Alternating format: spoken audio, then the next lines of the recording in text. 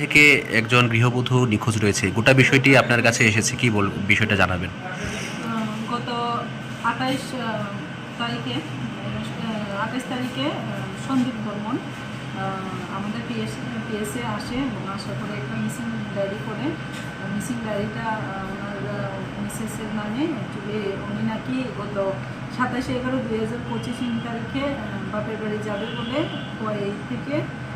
Khowai auto stand থেকে কল্যাণপুরের উদ্দেশ্যে ওনার হাজব্যান্ডই ওনাকে অটোতে দিয়ে দেয়। তারপরে বিকালবেলায় হয়তো বা আমি দেখে যে ওনার মোবাইল সুইচ অফ।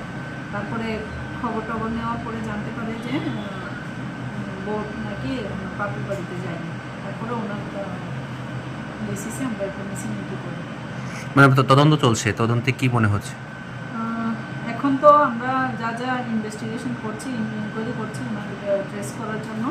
তো বাকি এখন ওনার কল ডিটেলস বা ফোনের ডিটেলসগুলি পাওয়ার পরে আমরা বিস্তারিত বলতে পারব। Thank you madam.